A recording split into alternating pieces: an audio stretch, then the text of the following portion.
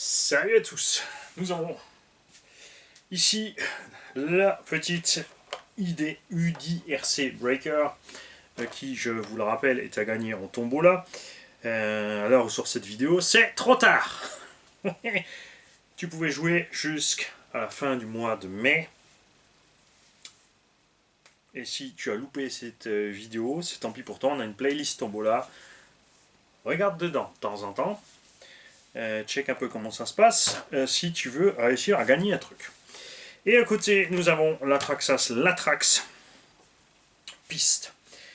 50 €, entre 150 et 200 €. Moteur charbon, lithium-ion, NiMH.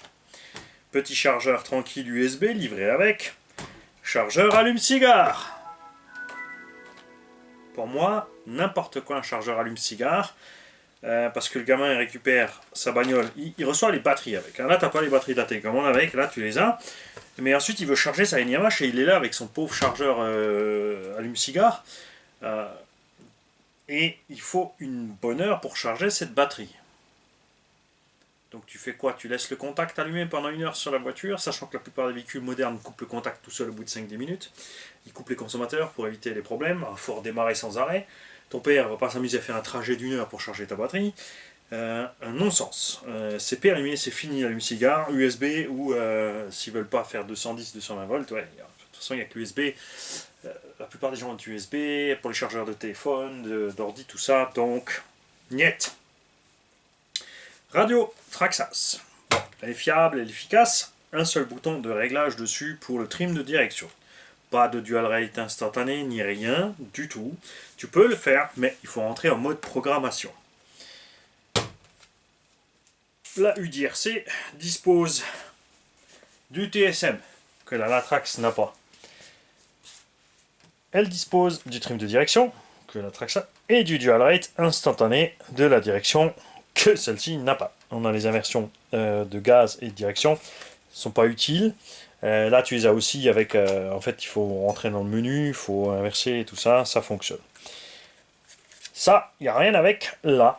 Tu as un kit de LED qui est fonctionnel. Tu as les Angel Eyes qui fonctionnent de différentes couleurs, le bulbe séparément. Donc tu peux mettre les deux, ou séparer, ou faire clignoter, ou éteindre. Et à l'arrière aussi un feu de fonctionnement. Celle-là, elle est un peu plus grande. Les deux ont des ressorts. Les deux ont encore des clips de carrosserie qui, pareil, hein, c'est périmé. Sur une petite carreau comme ça, j'ai jamais compris l'intérêt. Une barrette plate devant, derrière, velcro, dessus, finito. Surtout sur des véhicules pistes. Hein. Celle-ci est livrée avec 4 roues tout terrain, plus 4 roues de drift. Celle-ci est livrée uniquement avec des roues caoutchouc qui ont un grip vraiment médiocre. Je dois dire, j'ai essayé sur toute surface, ça glisse dans tous les cas. Pas terrible. Même sur le goudron, c'est pas terrible. VMAX, les deux, kiff. Sur le goudron, celle-là, moindre petite pierre ou quoi que ce soit, elle décolle, elle est partie en cahuète. Celle-là, elle encaisse un peu plus.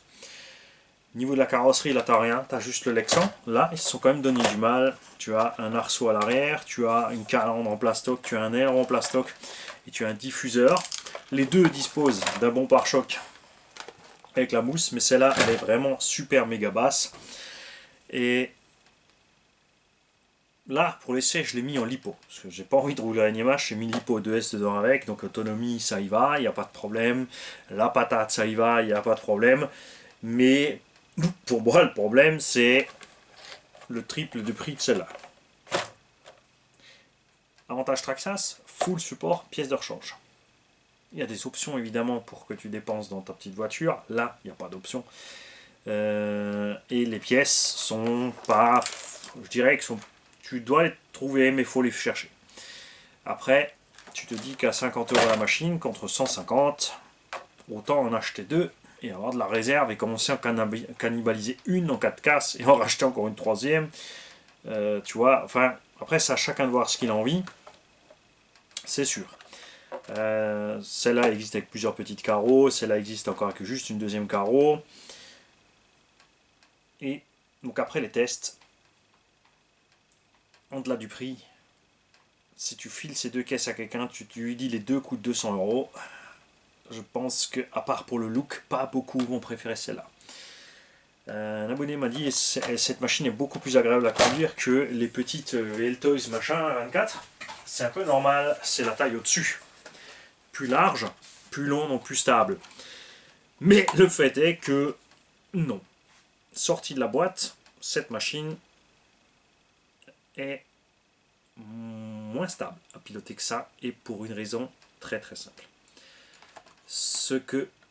Le plus gros problème de cette caisse, c'est qu'elle ralentit très vite d'elle-même.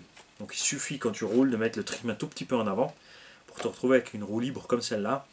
Et là, elle est maniable. La direction est moins précise que celle-là, c'est sûr. VMAX, on est kiff-kiff. Garde au sol, on est kiff-kiff. 45 €. 50 €. 45 €. C'est pareil. C'est encore une fois celui-là qui l'emmène. Donc, celle-ci est claire mieux que celle-là, mais j'étais pas du tout plus à l'aise pour piloter celle-là que celle-là. La seule machine qui est plus à l'aise, qui est vraiment mieux à piloter que celle-là, c'est la Losi Mini Rally dans la même taille, en 24e. Problème, le prix aussi, 150-200 €. Par contre, brushless, amorto hydraulique, celle-là aussi n'a que des ressorts. Celle-là, en intérieur, se comporte mieux que la Losi à cause des pneumatiques uniquement. Ces pneumatiques ont un minimum de grip même à l'intérieur. La Losi, elle patine comme celle-là. Par contre, dehors sous goudron, la Losi Mini Rally est mortelle. Elle est mortelle, c'est clair. Voilà. Pour moi, là, l'Atrax, par rapport à ça, vaut pas le coup. Comme dit, tu as juste vraiment le truc des pièces. Après, ce sont des engins de piste. Si tu fais t'en servir que vraiment comme engin de piste, tu n'auras pas de soucis avec de toute façon. Nous, on y allait un peu plus fort. Hein. On a fait des petits sauts, on a fait des carambolages, des tonneaux, des machins. On n'a pas cassé. Celle-là, on savait qu'on casserait pas. Là, on n'était pas sûr, mais pourtant, on n'a pas cassé. Les deux, tu peux les passer en brushless, c'est pas un problème puisque le récepteur est séparé de la radio, donc un petit combo brushless ça apporte 3 fois rien, pas pour aller plus vite, c'est pas la peine de flinguer la méca, ni là-dedans, mais l'avantage du brushless, toujours une autonomie de dingue. Même si en petite échelle, c'est pas aussi flagrant qu'avec les machines un peu plus grandes. Donc pour moi, le vainqueur de ce comparatif entre les deux, l'essai arrive ou est déjà en ligne. Je vais essayer ce soir, je mettrai, si j'ai le cerveau branché, je mettrai tout ensemble le même jour, que vous puissiez avoir le tout ensemble, sinon ben, c'est pas compliqué, toujours. Hein. Je vous rappelle à tous, si tu cherches un truc sur la chaîne, sur YouTube, si tu n'es pas sur PC et tu n'es pas sur la page principale de la chaîne, donc tu n'as pas la petite loupe de recherche qui recherche uniquement sur la chaîne en question. C'est très con sur les tablettes et les téléphones, je trouve. Donc sur YouTube, tu mets RC Garage 68 et le mot que tu cherches, l'Atrax ou UDRC, et tu auras toutes les vidéos en relation avec cette machine ou cette machine. Tout simplement, donc tu pourras vite fait regarder tout ça. Là, de toute façon, c'est les mini, donc elles seront dans la playlist le mini-scale, donc un 12, un 14, etc. J'ai une playlist dédiée aux petites voitures parce que j'en fais pas souvent. Donc il n'y a pas encore trop de vidéos, on s'en sort encore. Globalement aussi, on va retravailler peut-être un peu les playlists. C'est pas évident parce que YouTube ne prévoit rien pour le classement à part les playlists, mais c'est pareil, au bout de, si tu as une fois 150 ou 200 playlists, les gens aussi vont galérer un peu à trouver. C'est un peu dommage. Donc, RC Garage 68, l'Atrax, RC Garage 68, UDRC, pour les vidéos en relation avec ces deux engins-là, à condition que je l'ai écrit dans le titre. Ah, sinon tu peux pas trouver, c'est sûr. Quand même, Mani, il va falloir faire un effort pour le référencement. Voilà. J'ai rien d'autre à ajouter. Ceux qui possèdent cette machine, je veux votre avis sur cette machine. Je sais que vous l'aimez. Moi aussi, j'aime bien. C'est pas que je l'aime pas. C'est juste que la différence de prix est énorme pour un résultat similaire. Pneumatique, ça se change. Après avoir ce qu'on trouve en petite taille comme ça, donc pareil, hein, ceux qui sont habitués, dites-moi si vous avez trouvé d'autres roues à la même taille, qu'est-ce qui va bien et qu'est-ce qui chope bien du grip sur différents endroits. Là, ben, c'est pareil, en taille, hein, tu es un peu coincé, tu as les pneus d'origine et puis les pneus drift qui te livrent avec. on verra pas dans le temps ici sur la chaîne ce qui se passe niveau usure de sein, parce que comme dit, elle va partir en tombola. On va évidemment lui passer un petit coup de nettoyage et on va faire le jeu qui s'est terminé. Enfin moi là aujourd'hui c'est le dernier jour de la tombola, donc si j'ai le temps tout à l'heure je vais le faire moi tout à l'heure. Le temps que cette vidéo sorte, ça passera peut-être une semaine ou 15 jours avec le décalage, puisque un certain nombre de vidéos déjà programmées en ligne. Et celle-là, on fera encore quelques essais, peut-être. On verra ça, on va voir ça. Je vais, de toute façon, honnêtement, la rehausser. Parce que, comme dit, si tu roules dehors, le moindre petit gravier lui arrache le châssis et la fait rebondir, elle décolle et elle se casse la figure. J'ai essayé de rouler sur la terrasse, ça glisse, sur le carrelage c'est pire, sur le bitume c'est moyen. Donc ouais. Faudrait trouver autre chose niveau pneumatique et ouais, je vais essayer de rallonger un petit peu les suspects. On va voir si on peut séparer les charpes des tiges, mais je crois pas.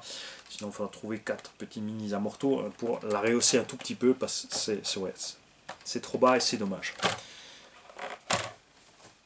Celle-là elle passe bien, mais là c'est sûr aussi c'est pareil. Hein. Si on avait trouvé, on avait cherché, on aurait peut-être trouvé des petits amortos hydrauliques. Donc je compte sur le gagnant du concours, parce que ça va niveau taille.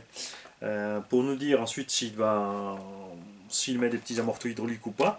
Et ça serait sympa si le gagnant du concours aussi, au fur et à mesure, nous dit voilà, j'ai fait 10 packs RS, 20 packs RS, 30 packs RS, 40 packs cardan fondu, 10 fondus.